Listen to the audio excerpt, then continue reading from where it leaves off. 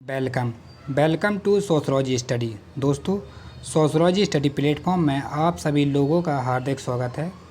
और ये आज का हमारा लेक्चर है, समाजशास्त्र विषय है, हल प्रश्न पत्र 2005 का है।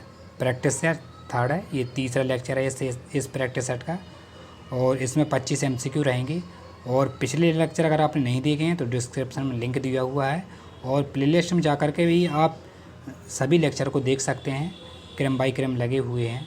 और नेट की आपकी फर्स्ट पेपर की और सोशलॉजी की नेट की दोनों की तैयारी इसी प्लेटफॉर्म पर होती है। तो चलिए स्टार्ट करते हैं आज का लेक्चर। और लेक्चर स्टार्ट करने से पहले अगर आप चैनल पर नए हैं मित्रों तो चैनल को लाइक करें, सब्सक्राइब करें और अपने मित्रों के साथ ज़रूर शेयर करें। तो देखते हैं आज का लेक्चर का फर्स्ट क्वेश्चन। ये 51 से स्टार्ट होगा और 75 तक जाएगा। पहला पूछ रहा है, समाजशास्त्री आधुनिक समाज के पुजारी हैं, किसने कहा था?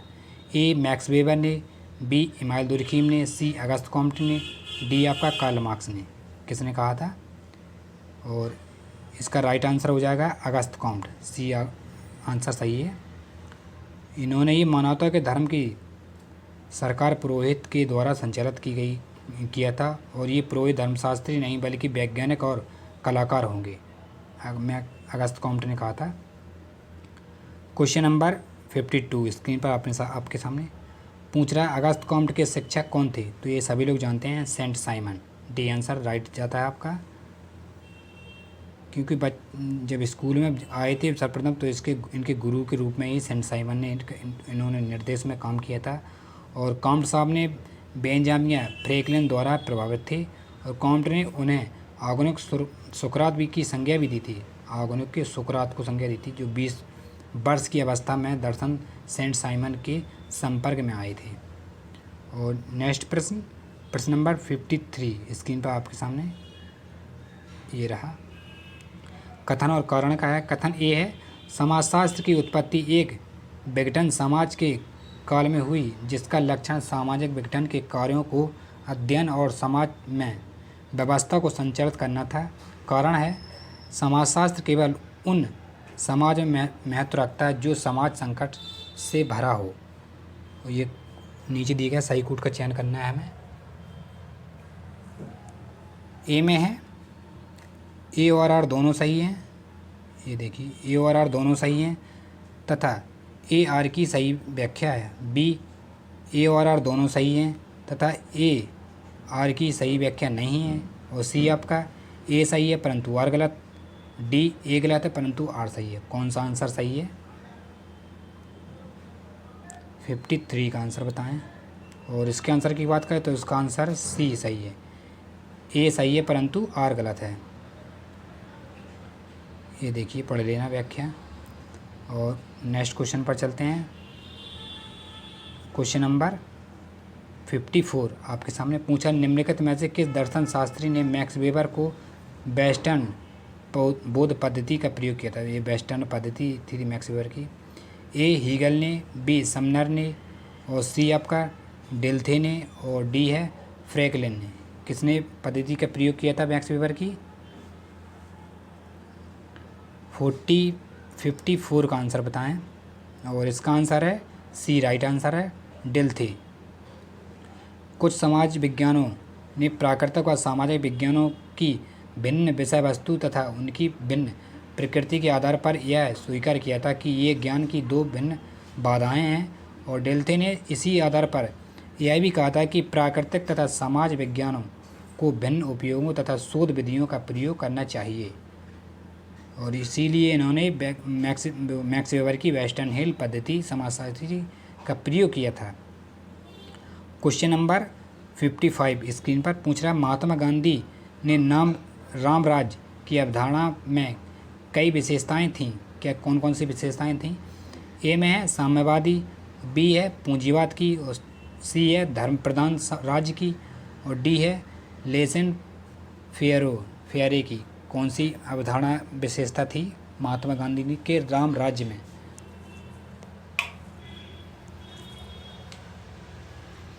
और 55 का आंसर, इसका आंसर हो जाएगा ए राइट आंसर आपका, साम्यवाद की। ठीक है। और नेक्स्ट क्वेश्चन पर चलते हैं। प्रश्न नंबर 56 पूछ रहा है, कौन विनिमय सिद्धांत के अध्ययन का केंद्र बिंदु है? ए व्यक्ति, बी समूह, सी संस्था, डी राज्य। क्या है इसका आंसर बताना है, फटाफट बताएं। 56 का आंसर।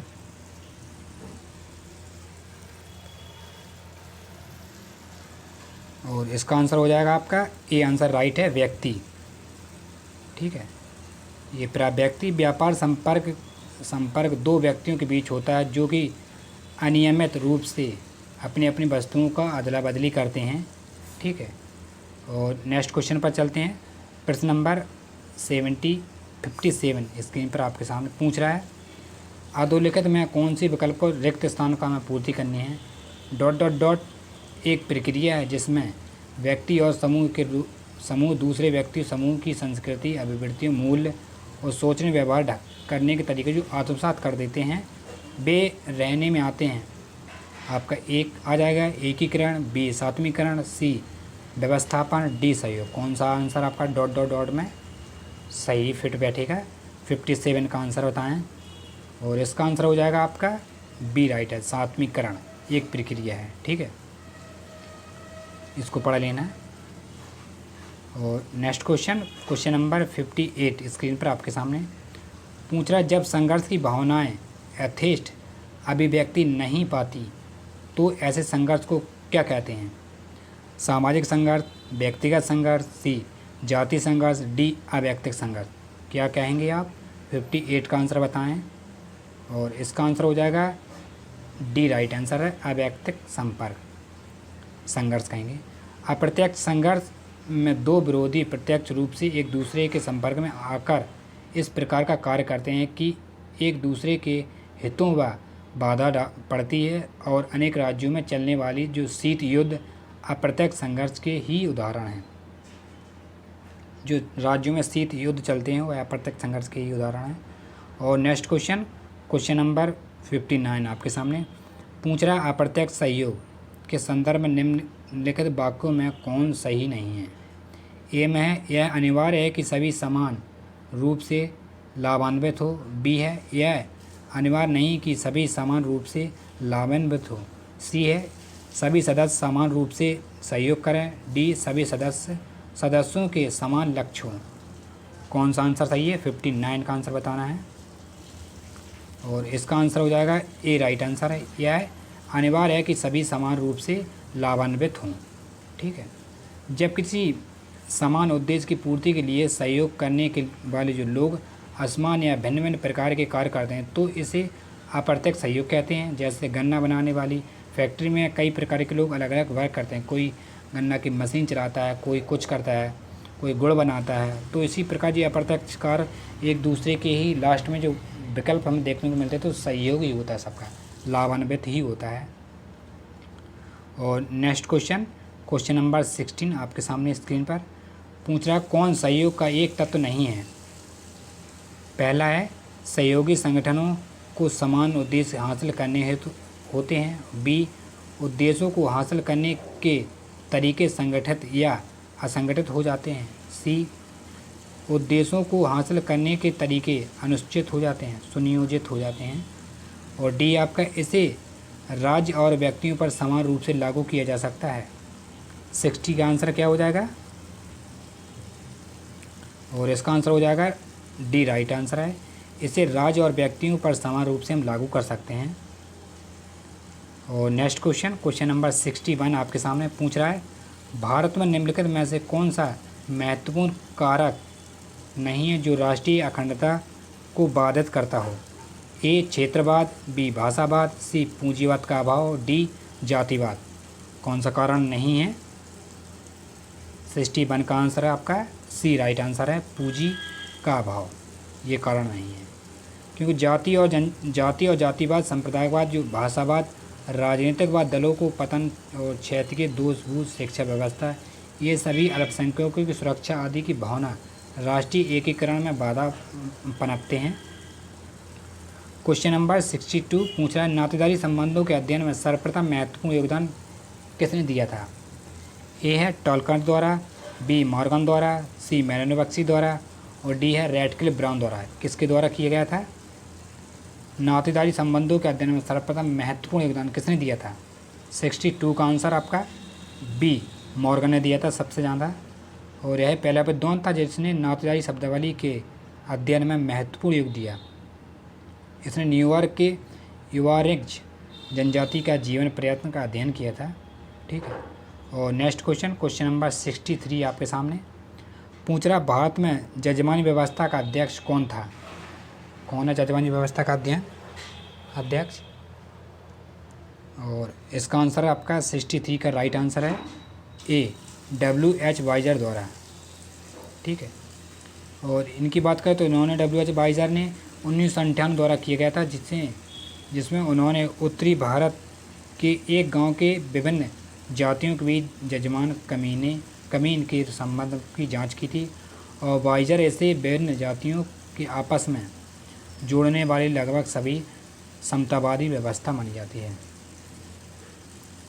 और नेक्स्ट क्वेश्चन पर चलते हैं। क्वेश्चन नंबर 64 पूछ रहा है, लैटिन भाषा के जेनिटर शब्द का अर्थ क्या है? ए जैविकी पितृत्व, बी सामाजिक पितृत्व, और सी आपका रचयिता, और डी उपयुक्त में से कोई नहीं है। 64 का आंसर बताएं क्या है? और 64 का आंसर, इसका आंसर है एक राइट आंसर है जैविकीय पितृत्व।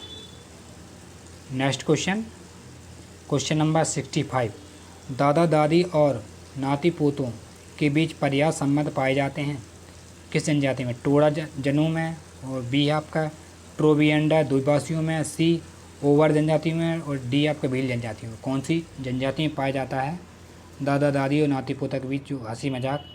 और ये आंसर आपका सी राइट आंसर है ओवर जनजाति में। ये आपको व्याख्या पढ़ लेंगे। शरत चंद्र राज ने ओवर जनजाति में दादा दादी के बीच विवाह का उल्लेख किया है, और बेरियर एल्विन ने बैगा जनजाति में पोता दादी विवाह का उल्लेख किया था, और पेरिकोस्टो द्वीपमहाद्वीप में जो दादा पोती एवं दादी पोतों के बीच जो विवाह का प्रचलन है इसको बताया था। और नेक्स्ट क्वेश्चन 66 पूछ रहा है, जब उच्च जाति लड़की किसी निम्न जाति की लड़के से विवाह करती है तो उसे बिल्कुल क्या कहते हैं? तो इसका आंसर आपका हो जाएगा 66 का, ज़्यादा समय नहीं लेंगे इसमें, प्रतिलोम विवाह। अगर ऊंचे कुल की लड़की है और नीचे कुल का लड़का है तो उसे प्रतिलोम विवाह कहेंगे, और अगर नीचे कुल की लड़की है और ऊंचे कुल का लड़का है तो उसे हम आपका अनमोल विवाह कहेंगे। एक प्रश्न से आपके 2 प्रश्न तैयार हो गए हैं। ठीक है, तो व्याख्या पढ़ने की ज़रूरत नहीं है। नेक्स्ट क्वेश्चन नंबर 67 आपके सामने पूछ रहा है, हिंदू विवाह जिसमें पुत्री किसी पुरोहित को भेंट की जाती है उसे क्या कहते हैं? ब्राह्म विवाह कहेंगे कि देव विवाह कहेंगे, असुर विवाह कि आर्य विवाह, आर्ष विवाह? कौन सा विवाह कहेंगे? 67 का आंसर बताएं फटाफट। और इसका आंसर हो जाएगा आपका बी राइट आंसर देव विवाह। देव विवाह वह विवाह होता है जिसमें कन्या के पिता एक यज्ञ की व्यवस्था करते हैं और अलंकारों की सजी कन्या का दान उस व्यक्ति को किया जाता है जो यज्ञ को उचित ढंग से पूरा करे। और इस विवाह का प्रचलन प्राचीन काल में अधिक देखा जाता है, अब तो वर्तमान में बहुत कम प्रचलित है, ना के बराबर है। नेक्स्ट क्वेश्चन नंबर 68 पूछ रहा है, भारत में कुछ जनजातियों में किसी लड़की से विवाह करने के पूर्व लड़के द्वारा अपनी शक्ति द्वारा प्रदर्शन किया जाता है, उसे क्या कहा जाता है? ए है परिवीक्षण विवाह, और बी है घुसपैठ विवाह, सी है परीक्षण विवाह, और डी आपका शक्ति विवाह। इसका आंसर आई होप आप सभी लोग जानते हैं 68 का आंसर। इसका आंसर हो जाएगा परीक्षण विवाह, यानी कि परीक्षा देनी पड़ती है। भारत में कुछ जनजातियाँ ऐसी हैं जिसमें परीक्षा देकर के ये विवाह किया जाता है। और नेक्स्ट क्वेश्चन नंबर 69 पूछ रहा है, किसने विवाह को बच्चों के प्रजनन एवं रखरखाव हेतु एक समझौता कहा है? ए है मेलिनोवस्की, बी आपका वेस्टर्न मार्क, और सी आपका मॉर्डक, ये देखिए, और डी है टाइलर। 69 का आंसर बताना है, और इसका आंसर हो जाएगा ए राइट आंसर है मेलिनोवस्की। पारस्परिक रूप में विवाह 2 या 2 से अधिक विषमलिंगियों के बीच समायोजन तथा औपचारिक तथा अपेक्षाकृत स्थायी लैंगिक संबंधों के बीच में व्यवस्था में होता है और इसे पुंज कहते हैं, जो पारिवारिक जीवन के लिए आवश्यक और परिस्थिति दायित्व के लिए उत्तरदायी होता है। और नेक्स्ट क्वेश्चन, इसको मेलानोवस्की ने बच्चों के प्रजनन एवं रखरखाव हेतु समझौता की एक समझौता है। और next question, question number 17, saptapadi का अभिप्राय अग्नि के सक्षम वर वधू द्वारा 7 फेरे लेने होते हैं और उसके बाद ही विवाह को समाज की स्वीकृति यानी कि वैधता मिल जाती है। इसे क्या कहते हैं? ए है अनुष्ठान, बी है धर्म विधि, सी है प्रथा और डी है परंपरागत व्यवहार। इसको क्या कहेंगे? जब विवाह के समय जो 7 फेरे लिए जाते हैं उसको जो समाज से वैधता मिल जाती है, स्वीकृति मिल जाती है, तो इसे क्या माना जाता है? 17 का आंसर बताएं। और इसके आंसर की बात करें तो इसे अनुष्ठान कहा जाता है।